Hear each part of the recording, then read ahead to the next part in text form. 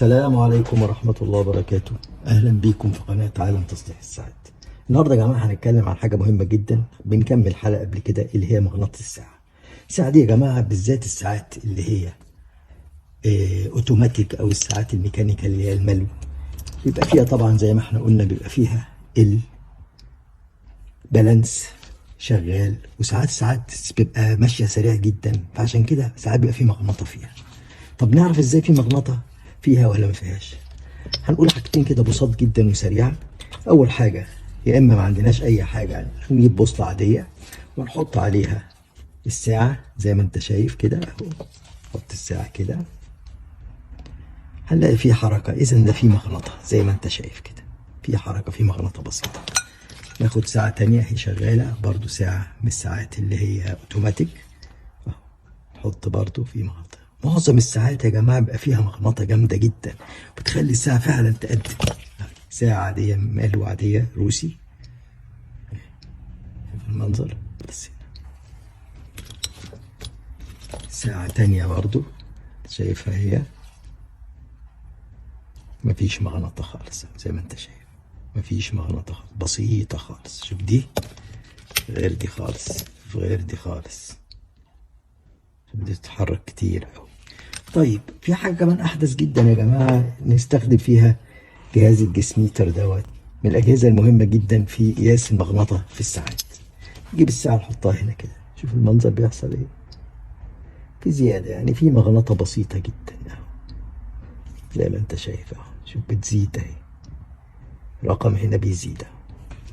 طيب الجهاز يا جماعة دوت أو الآب ده آبات المهمة جدا جدا اهو. هنا تعتبر مفيش مغناطة اهو زي ما انت شايف، مفيش مغناطة بسيطة خالص. شوف الرقم ما بيزيدش. لكن لو اخدنا دي شوف المنظر ايه، بص بتزيد، في مغناطة جامدة هنا يعني بسيطة زي ما احنا قسناها برضو بالبوصلة الموجودة اللي احنا شفناها هنا، حركة بسيطة جدا. طب نعمل ايه في الحل ده؟ حاجة مهمة جدا يا جماعة لازم تبقى عندنا، اللي هو جهاز إزالة المغناطة. ده حاجة ملوش بديل، ملوش بديل خالص. تعالوا كده نشوف ازاي هنشيل المغناطة ديت. تعالوا معايا. اهلا بيكم يا جماعة. زي ما احنا قلنا اهو، عندنا البوصلة وعندنا جهاز إزالة المغناطة. جهاز رخيص جدا ومتوفر وبتتجاب من اي حته، من ايباي، حتى لو في مصر من العتبه، في كل حته موجود، يعني ما فيهوش اي مشكله انك تلاقيه. هو يعتبر من الاجهزه الرخيصه يعني، كويسه جدا والمهمه جدا واللي ليها فوائد كتيره جدا. او زي ما انت شايف هنا البوصله، شوف المنظر ايه، البوصله ثابته ما فيهاش اي مشكله. زي ما قلنا بنقرب منها الساعه كده، بص فيها حركه ازاي، بسيطه قوي يعني. اذا في مغناطه بسيطه، بص زي ما انت شايف ما شفناها قبل كده. بص الساعة دي مثلا سيبها فين، بص هنا ايه، مفيش حركة خالص زي ما انت شايف، مفيش حركة خالص. في فرق كبير قوي بين الساعة دي ودي. شوف الساعة دي كده فيها كتير حركة زي ما انت شايف، حركة كتير، اذا فيها مغناطة. طيب الجهاز ده يا جماعة بيعمل ايه؟ بيشيل المغناطة عن طريق ايه؟ انه بيطلع موجات مغناطيسية جامدة جدا بحيث تفتت التقسيمة بتاعة المغناطة اللي مترتبة اللي موجودة في المادة الحديد اللي هي مثلا في البالانس أو في أي حاجة، بحيث إنها تخليها تتشتت تاني، ما تبقاش منتظمة، فتتزال المغناطة منها خالص. طيب تعالوا هنعمل كده ازاي. بص حتى احنا لو اتكينا على الزر ده، بص هتلاقي هنا دي هيحصل مجال مغناطيسي، بس مجال مغناطيسي شديد، فبيدمر زي كل حاجه بتفجرها، بيدمر كل مجال مغناطيسي او مغناطيس او جزيئات مترتبه بالطول او بالعرض منتظمه، يخليها ايه، تتشتت، فيحصل ايه، يزيل المغناطه منها خالص. اهو بص المنظر اللي شوف حصل ايه، على طول زي ما انت شايف هنا. شوف راحت دي بتحرك على طول، راحت للمجال المغناطيسي يعني زي ما انت شايف. بطلنا تاني، عايزين نفهم بس يا جماعه. بص المنظر واضح جدا اهو. اذا في مغناطيس هنا زي ما قلنا لما حطينا دي مفيش حاجه اهو زي ما اذا ما فيهاش مغناطه. حطينا دي قلنا مغناطة بسيطة قوي اهو. شوف يعني حاجة يعني تعتبر ساعة، مع انها دي ساعة زي ما انت شايفها اهي، ساعة اوتوماتيك، لكن مغناطتها بسيطة جدا. الساعة ديت مثلا برضو مغناطة بسيطة جدا أو تقريبا ما فيهاش مغناطة. الساعة دي برضو كويسة جدا ما فيهاش مغناطة خالص أهو زي ما أنت شايف، أنا شغالة أهي زي ما أنت شايف لكن ما فيهاش مغناطة خالص. طيب هنعمل إيه عشان نشيل أي مغناطة من الساعة؟ أهو طبعا بنعمل إيه؟ بنجيب الساعة نحطها هنا، مش لازم نلزقها عليها لأن بيبقى صوتها، بص الصوت هيبقى شكله إيه؟ عالي أوي، لكن ممكن أرفعها شوية كده أهو. 1 2 3 4 5 6 7 8 9 10. ابعد وانا لسه متك، لازم افضل متك اهو. ممكن اعيدها مره واثنين وثلاثه اهو. نقيس هنا، شوف مفيش حركه خالص، مفيش حركه خالص، زلزلت المغناطه منها خالص. شوف ساعه تانية كده،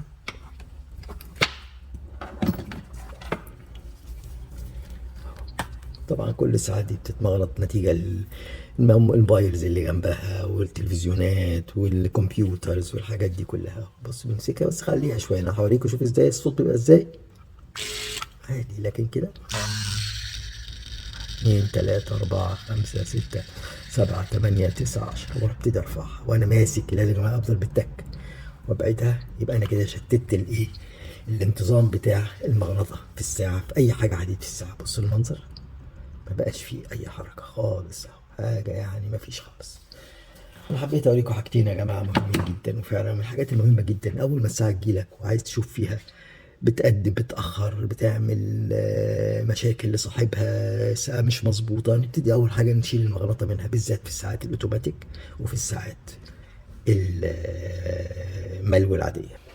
طبعا الجهاز ده يا جماعة مهم جدا في حاجة تانية خالص، في الساعات الكوارتز. احنا عرفنا فايدته في الساعات الأوتوماتيك والساعات الملو، لكن هنا هنقول ساعات الكوارتز لأن ده بيسموه جهاز الكر، اللي هو لو في مشكلة في الموفمنت في المكنة بتاعت الساعة في التروس، بالذات في الساعات الكوارتز تروسها بتبقى صغيرة جدا، فدوت هيفكها ويخليها ماشية سليمة. لكن لو كانت التروس دي بايظة أو فيها مشكلة جامدة مش هتتحرك. أهو هنجرب كده مع بعض ساعة كوارتز، نبتدي مع بعض أهو. بص هنعمل إيه؟ الساعة دي مثلا واقفة مش عارفين البطارية ولا فيها حاجة في الميكانيكس أو في حاجة، بنتك عليه زي ما أنت شايف. بص هيحصل إيه؟ بص هنا في مشكلة، مش راضي يلف زي ما انت شايف، دي حاجة مهمة جدا. يبقى لازم ايه؟ في مشكلة في التروس بتاعتها في الميكانيكس بتاعتها. شوف المنظر، حاجة تانية خالص. شوف دي كده مثلا، أول حاجة تعملها اهو، نفس المشكلة هنا برضه، مفيش حركة خالص، مفيش كر، ما بيلفوش. شوف الساعة ديت، بص المنظر هنا بيحصل ايه؟ تلف على طول، تلف على طول. إذا هنا التروس سليمة غير هنا خالص اهو. بص هنا المنظر، هنا حاجة مشكلة في التروس اهو، مش عايزة تتحرك بس مش راضية تتحرك. ساعة تالتة أخيرة اهي، تتحرك اهي، مفيهاش أي مشكلة زي ما أنت شايف اهو. الساعة دي زي ما أنت شايف تتحرك اهي، واضحة جدا. طبعا حبيت اوريكم الحاجات دي، الحاجات دي فعلا مهمة جدا، وحاجات يعني بتفيدنا، وحاجات بتخلينا يعني نتعلم ازاي نصلح الساعات وازاي نتعامل مع الساعة لما تجيلنا. جهاز مهم جدا، بوصلة مهمة جدا، الجسبيتر دوت من الحاجات المهمة جدا، من الابس الموجودة، من التطبيقات الموجودة على الموبايل، سهل جدا تعرف فيه مغناطة او مفيش مغناطة. يا رب تكونوا استفدتوا من الفيديو ده، اتمنى لكم يا رب كل خير، وتكونوا يعني مستفيدين من الفيديوهات اللي بعملها، واتمنى تنشروها وتشتركوا في قناة عالم تصليح الساعات، وتشتركوا في مجموعة عالم تصليح الساعات، وتشيروا الفيديوهات عشان تنتشر. يعني اتمنى انها تنتشر اكتر من كده بكتير جدا. تحياتي لكم واشكركم جدا، والسلام عليكم ورحمة الله وبركاته.